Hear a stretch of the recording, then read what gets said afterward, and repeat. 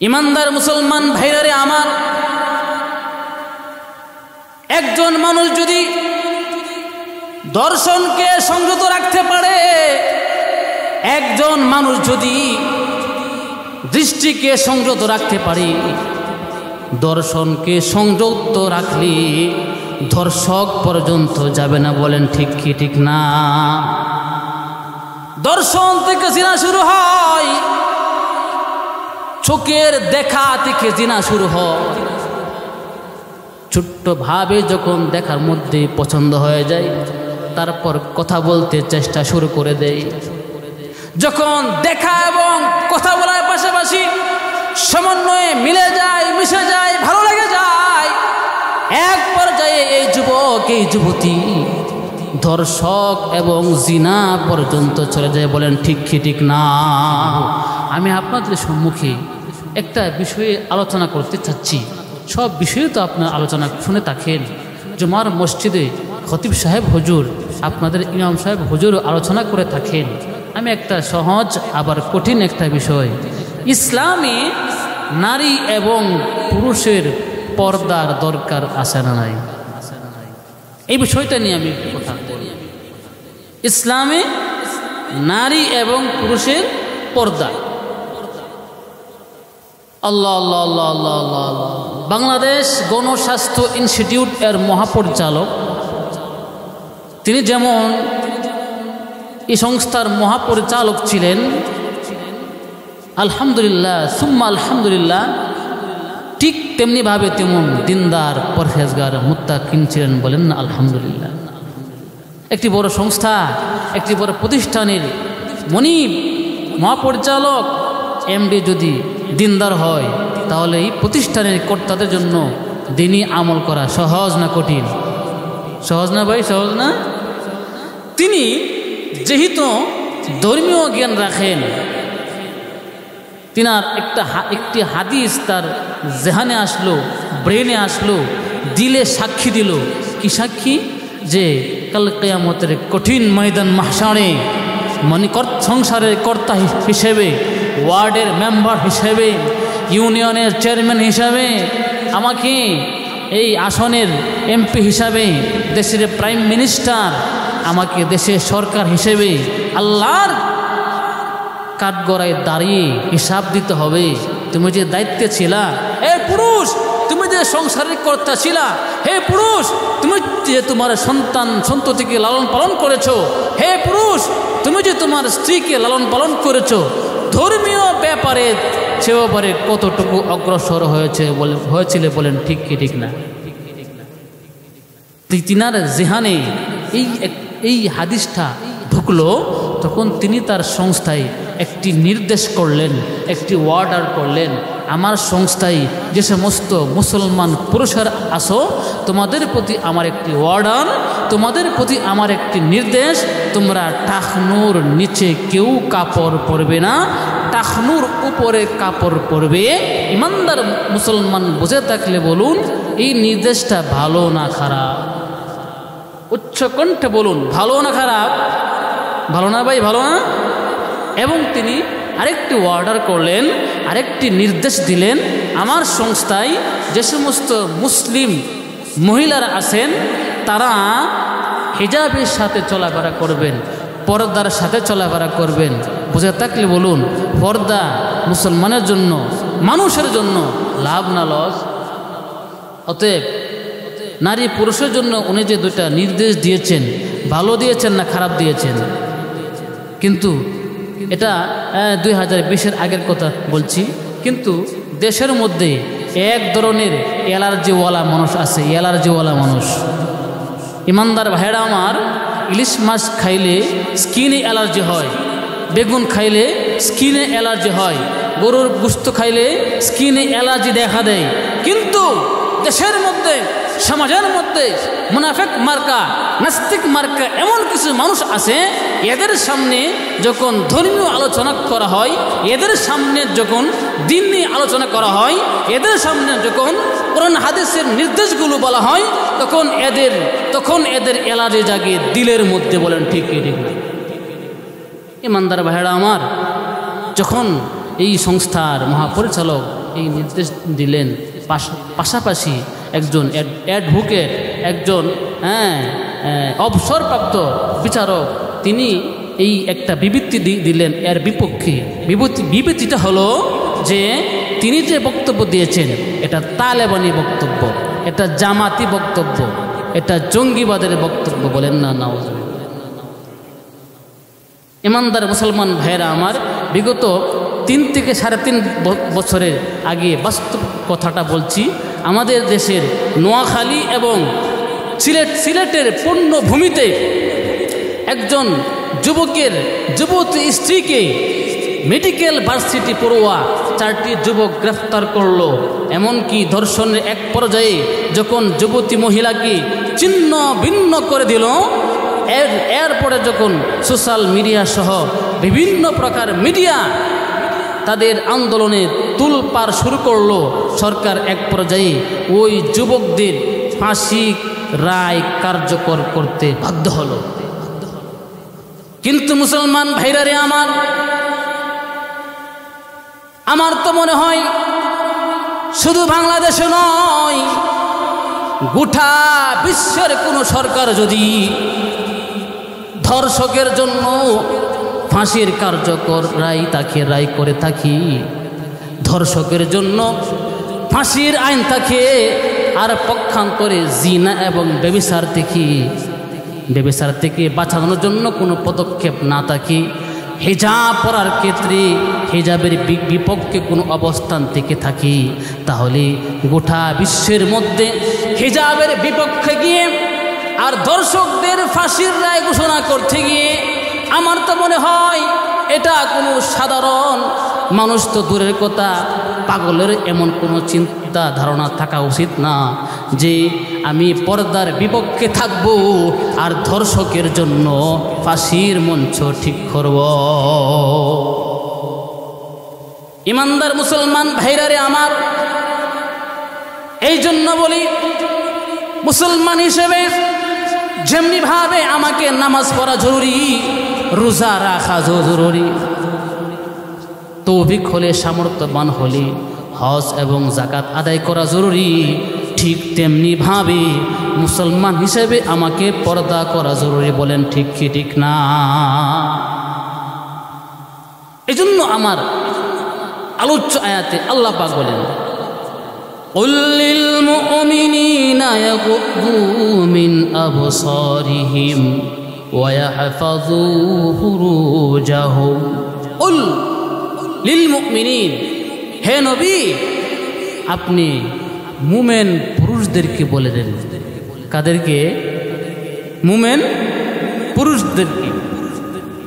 ইমানদার মুসলমান ভাইরা আমার, আল্লাহ পাক এখানে পৃথিবীবাসী মানুষদের কথা বলে নাই, আল্লাহ পাক এখানে বিধর্মের কথা বলে নাই, হিন্দু ভাইদের কথা বলে নাই, বৌদ্ধ ভাইদের কথা বলে নাই, খ্রিস্টান ভাইদের কথা বলে নাই, কালিমা ওয়ালা লা ইলাহা ইল্লাল্লাহ, লা ইলাহা ইল্লাল্লাহ মুহাম্মাদুর রাসূলুল্লাহ সাল্লাল্লাহু আলাইহি ওয়াসাল্লাম জবানে এবং দিলে থাকনেওয়ালা মুমিনদের উদ্দেশ্যে আল্লাহ পাক বলছেন, হে রাসূল আপনি মুমিন পুরুষদেরকে বলে দেন।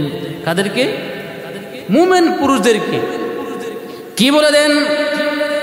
ইয়াগুদ্দু মিন আবসারিহিম, তারা যেন তাদের দৃষ্টিকে সংযত রাখে। দৃষ্টিকে কাকে? দৃষ্টিকে, চোখকে সংযত রাখে। ইমানদার মুসলমান ভাইরারে আমার,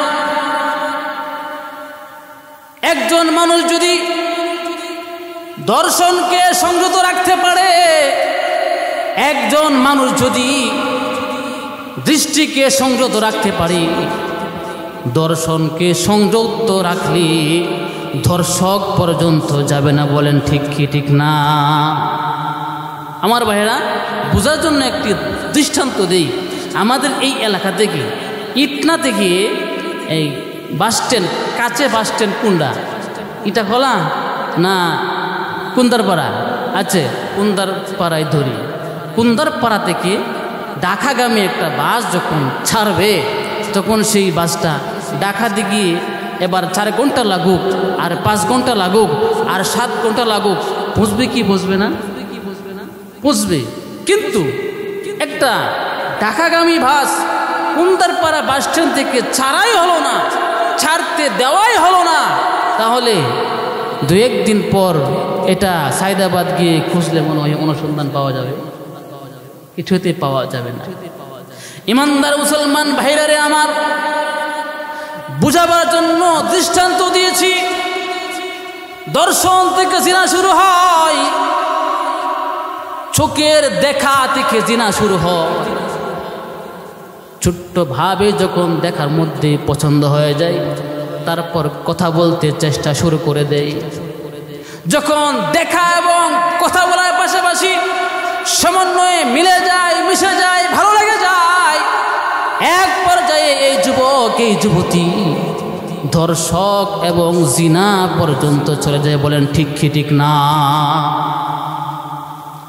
ইমানদার ভাইরারে আমার, আরেকটু ক্লিয়ার করতে চাই, একজন যুবতী কিন্তু এমনিতেই ধর্ষিতা হয় না, রাস্তার মধ্যে এমনিতেই এসিড প্রাপ্ত হয় না। এই এসিড প্রাপ্ত হওয়ার ক্ষেত্রে আর এই ধর্ষণ হওয়ার ক্ষেত্রে একটা লম্বা সময় যুবতীও ওই যুবকদের পাশে দেয়া থাকে। বলেন ঠিক কি ঠিক না? 2-3 বছরের সম্পর্ক, অবৈধ সম্পর্ক, যখন 2-3 বছর হয়ে গেল, হাজার হাজার টাকা খরচ করে ফেলল। মানুষ তো কিছু খরচ করে কিছু পাওয়ার আসে। বলেন ঠিক কি ঠিক না? 3 বছরের সম্পর্ক, এখন সে তার পানা চায়। এই পানা চাইতে গিয়েই কিন্তু বেরবাজার লাগে। বলেন লাগে কি লাগে না? এজন্য আল্লাহ পাক প্রথমেই বললেন, হে ইমানদার পুরুষেরা, তোমরা তোমাদের চোখকে দৃষ্টিকে সংযত রাখো। এবং আল্লাহ পাক বললেন, ওয়াহফাযু ফুরুজাহুম, তোমরা তোমার চরিত্রকে হেফাজত করো, তোমরা তোমাদের দৃষ্টিকে সংযত রাখো, তোমরা তোমাদের চরিত্রকে হেফাজত করো। যদি চোখকে সংযত রাখতে পারো আর তোমরা তোমাদের চরিত্রকে হেফাজত করতে পারো, আল্লাহ পাক বলছেন, যালিকা আযকা লাহুম, তোমরা পবিত্র হয়ে যাইবা। বলেন না সুবহানাল্লাহ? আচ্ছা, আপনাদের কাছে আমার প্রশ্ন, উত্তর জানা থাকলে দিবেন। মসজিদে মানুষ প্রবেশ করতে হলে পবিত্র হওয়া লাগে কি লাগে না? ইমানদার মুসলমান ভাইরারে আমার, দুনিয়ার জমিনে বাইতুল্লাহ, আমাদের মহল্লার মসজিদে প্রবেশ করতে হলে পবিত্রতা লাগে, পবিত্র হতে হয়। আর আল্লাহ পাকের তৈরি ভিআইপি জান্নাতের মধ্যে ঢুকতে হলে বুঝে পবিত্রতা লাগবে না? লাগবে কি লাগবে না? ইমানদার মুসলমান ভাইরারে আমার, মসজিদের মধ্যে প্রবেশ করতে হলে তাহারাত, বাহিরের পবিত্রতা অর্জন করতে হয়। আর আল্লাহ রাব্বুল আলামিনের ভিআইপি জান্নাতের মধ্যে প্রবেশ করতে হলে বাহিরে এবং ভিতরে আত্মশুদ্ধি এবং তাহারাত উভয়টা অর্জন করতে হয়। বলেন ঠিক কি ঠিক না? এই কথাটা, দুটো কথা আল্লাহ পাক আল্লাহর নবীর মাধ্যমে পুরুষদেরকে বললেন। শুধু তাই না, আল্লাহ পাক পরবর্তী আয়াতে সূরা নূরের 31 নম্বর আয়াতে এই দুটো কথা মুসলমান নারীদেরকে বললেন, হে মুসলিম নারীরা, তোমরা তোমাদের চোখকে সংযত রাখো, তোমরা তোমাদের দৃষ্টিকে সংযত রাখো এবং তোমরা তোমাদের চরিত্রকে হেফাজত করো। নারীদের ক্ষেত্রে আল্লাহ সুবহানাহু ওয়া তাআলা আরেকটা কথা বাড়িয়ে বললেন। কি কথা? তোমরা তোমাদের গায়ের চাদরটুকু মাথা থেকে বক্ষ পর্যন্ত ছেড়ে দাও। এ মুসলমান নরনারীরা, তোমাদের সৌন্দর্য বেগানা পুরুষকে দেখাইও না, তোমাদের চেহারা বেগানা পুরুষের জন্য নয়, তোমাদের সৌন্দর্য তোমাদের স্বামীর জন্য। বলেন ঠিক কি ঠিক না? একজন স্ত্রী তার সৌন্দর্য পরিপাটি বিভিন্ন প্রকারের ক্রিম হোক আর বিভিন্ন প্রকারের সেন্ট হোক, সুগন্ধি হোক, সব কিছু ব্যবহার করবে। ভাইয়েরা আমার জানা থাকলে বলেন কার জন্য? স্বামীর জন্য। কিন্তু মুসলমান ভাইরারে আমার, আজকে কি হয়ে গেল? আমাদের পুরুষদের পর্দা নাই, মা বোনদেরও পর্দা নাই। আছে নাকি? যদি কেউ পর্দা করে তাহলে বলে দেখ এতে মুন্সি হয়ে গেছে। আছে না নাই? ও ইট না আবু সালাম মৌলবী মুন্সি হয়ে গেছে। আমল তো করেই না, বরঞ্চ আমল নিয়ে ঠাট্টা করে এমন মুসলমান সমাজে আছে না নাই? ও মুসলমান, তুমি কার সাথে ঠাট্টা করলে? ইমানদার মুসলমান ভাইরারে আমার, কোনো সুন্নত নিয়ে ঠাট্টা বিদ্রুপ করা যাবে না, কোনো সুন্নত নিয়ে উপহাস করা যাবে না। কারণ সুন্নত নিয়ে উপহাস করলে যাকে নিয়ে উপহাস করছো সে কষ্ট পাওয়ার আগে একজন কষ্ট পায়। মুসলমান জানাত থাকলে বলবেন তিনি কে? আল্লাহ রাসূল সাল্লাল্লাহু আলাইহি ওয়াসাল্লাম কষ্ট পায়। ইমানদার মুসলমান ভাইরারে আমার, সময় সংক্ষেপ। এলাকার যে সমস্ত মা বোনদের করুণ কুহরে কথাগুলো পৌঁছতেছে, আপনাদের প্রতি উদাত্ত আহ্বান করছি, আপনার পায়ে ধরছি রে মা, দুনিয়ার জমিনে পর্দা ছাড়া বসবাস করবেন না।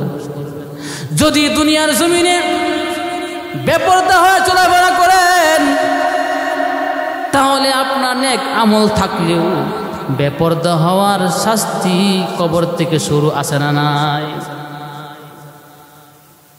আল্লামা তারেক জামিল এবং আব্দুর সাকাকি সাহেব একাধিক পুস্তিকা লিখেছেন।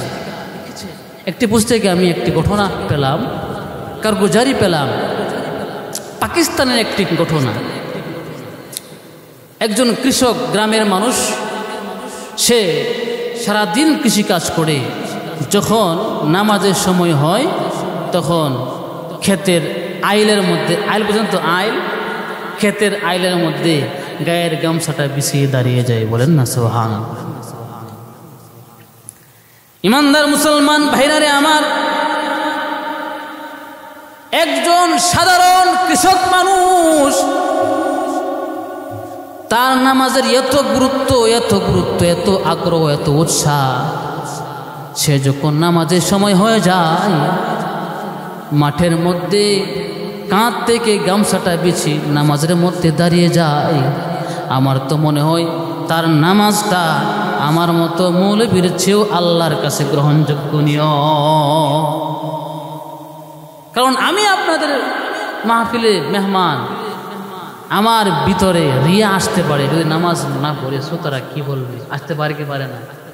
কিন্তু হে যে একা একা সারাদিন মাঠে কাজ করলো, সে একমাত্র নামাজ পড়েছে বাইরে আমার কার জন্য? আল্লাহর জন্য। ইমানদার মুসলমান ভাইরারে আমার, সারাটা দিন মাঠের মধ্যে কাজ করতেছে, কাদা মাটির মধ্যে দাঁড়াবার কোনো প্রস্তুতি নাই, পরিবেশ নাই। এই মাঠের পাশে একটা কবরস্থান ছিল, কবরস্থানের একটু সাইডে, একটু পাশে দাঁড়িয়ে নামাজ পড়লো। নামাজ যখন শেষ করলো তখন একটি কবর থেকে আওয়াজ আসছে, मैं जिंदा हो मुझे कबर से निकालो। আমি জীবিত আছি, আমাকে কবর থেকে বাহির করো। ইমানদার মুসলমান ভাইরা আমার, গ্রামের এক কৃষক মানুষ সারাটা দিন কাজ করেছে। সে ভেবেছে হয়তোবা সারাটা দিন কাজ করার কারণে আমার ক্লান্তি আসছে, আমি এলোমেলো কথা শুনতেছি। কিন্তু বারবার শোনার পরে সে লক্ষ্য করতে লাগলো কোন কবর থেকে আসছি। সর্বশেষ কবর শনাক্ত করে গ্রামের মানুষদেরকে ডেকে জড়ো করেছে।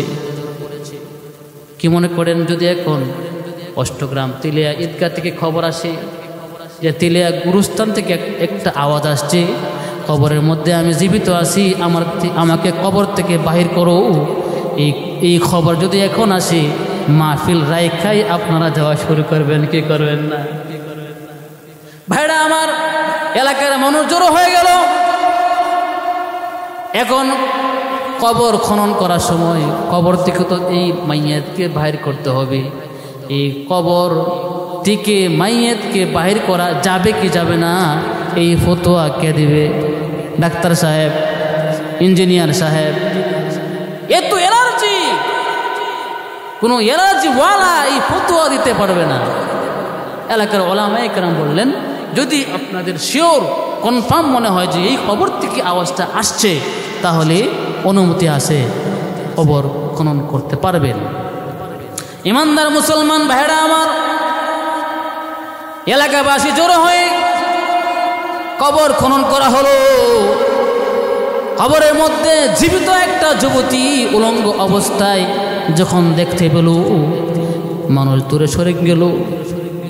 তখন বুঝতে আর বাকি নাই এই খবরটা কোন বাড়ির মেয়ে। ভাইরা আমার, মেয়ে বলতেছে, আমার বাড়ি থেকে কাপড় নিয়ে আসেন, আমি কাপড় পরে উঠব। ইমানদার মুসলমান ভাইরা আমার, মেয়েটার বাড়ি থেকে কাপড় আনা হলো। কাপড় দেওয়ার পরে মেয়েটা কবর থেকে উঠবে। এলাকাবাসী তাকিয়ে আছে, তার সাথে কথোপকথন করবে, কথা বলবে। কিন্তু মেয়েটা কাপড় পরে একটা হুট করে দৌড় দিয়ে তার বাড়িতে চলে গেল। দরওয়াজাটা লাগাইয়া দিল। এলাকাবাসী পিছিয়ে পিছিয়ে তার বাড়িতে গেল, ডাকতেছে, হে মা, দরওয়াজা খুলো। মেয়েটা বলে, না না, দরওয়াজা খোলা যাবে না, আপনারা আমার ভয়ঙ্কর চেহারা দেখলে হয়তো বা বাঁচবেন না। ভাইরা আমার, তারপরেও কিছু দুঃসাহসী মানুষ, তারা বলো, না না, তোমাকে দেখতে চাই, দেখব। ভাইরা আমার, এক পর্যায়ে মেয়েটার মাথার কাপড় যখন সরানো হলো, দেখা গেল মেয়েটার মাথার মধ্যে কোনো প্রকারের চামড়া নাই। ইমানদার মুসলমান ভাইরা আমার, যখন চেহারা উন্মোচন করা হলো, দেখতে পেল চেহারা, টুটের মধ্যে কোনো চামড়া নাই, গালের মধ্যে কোনো চামড়া নাই। একজন মহিলার মাথার চুল যদি না থাকে, এমনি তো আশ্চর্য লাগে, এমনি তো কেমন কেমন লাগে, বলেন লাগে কি লাগে না? আমার যুবতী বলতে লাগলো, আমার মাথার চুল সমাজের বহু বেগানা পুরুষকে দেখিয়েছি, সমাজের অনেক লোকেরা আমার মাথার চুল দেখেছে, এই জন্য আল্লাহ পাক আমাকে শাস্তি দিয়েছি। আগুনের চিমটা দিয়া আমার মাথার চামড়াগুলো উঠিয়ে নেওয়া হয়েছে। আল্লাহ পাকের ফেরেশতারা আমার চেহারা সমাজের বুকের মধ্যে মানুষকে দেখিয়েছি, সমাজের বুকের বেগানা পুরুষেরা আমার চেহারা দেখেছি, আমার গাল দুটো দেখেছি, এই জন্য আল্লাহ পাকের ফেরেশতারা আগুনের চিমটা দিয়া আমার গালে গোস্তটুকু উঠিয়ে নিয়েছি। ইমানদার মুসলমান ভাইরা আমার, মেয়েটা বলতেছিল, বেগানা পুরুষকে আমি আমার ঠোঁটটুকু দুটো দেখিয়েছি, কথা বলেছি, এই জন্য আল্লাহ পাকের ফেরেশতারা আগুনের চিমটা দিয়া আমার ঠোঁটগুলোর গোস্তগুলো উঠিয়ে নিয়েছে। ইমানদার মুসলমান ভাইরা আমার, ও পর্দানশীল মা বোনেরা, কিতাবের ওয়াকিয়া যদি বিশ্বস্ত না হয়, তাহলে কিতাবের লেখকের নাম বলে দিচ্ছি। কিন্তু একজন মানুষ কবর থেকে জীবিত উঠে আসুক আর না আসুক, এই কথাটা সত্য। কবরের মধ্যে বেপরদা নারীদের শাস্তি আসে না না? ইমানদার মুসলমান ভাইরা আমার, যেভাবে একজন মুসলিম নারী বেপরদা হওয়ার কারণে কবর থেকে শাস্তি শুরু হয়ে যায়, ঠিক সেভাবে একজন মুসলমান পুরুষেও বেপরদা থাকার কারণে, এই নিজের দর্শন, নিজের চোখকে হেফাজত না করার কারণে, নিজের কানকে হেফাজত না করার কারণে, কান বোঝেন তো, কান, বর্তমান কান, হ্যালো, এই কানকে হেফাজত না করার কারণে, দৃষ্টিকে হেফাজত না করার কারণে কবর থেকে শাস্তি শুরু হয়ে যাবে। এই জন্য আল্লাহ পাক বলছেন, ও মুসলিম নরনারীরা, তোমরা তোমাদের দৃষ্টিকে সংযত রাখো এবং তোমাদের চরিত্রকে হেফাজত করো, তাহলে তোমরা পূত পবিত্র হয়ে যাবে। মনে রাখবা, পূত পবিত্র হওয়া ছাড়া আল্লাহ পাকের জান্নাতে যাওয়া যাবে না। আল্লাহ পাক আমাদেরকে চোখকে হেফাজত রাখার, চরিত্রকে হেফাজত রাখার তৌফিক দিয়ে সকলে বলি আল্লাহুম্মা আমিন।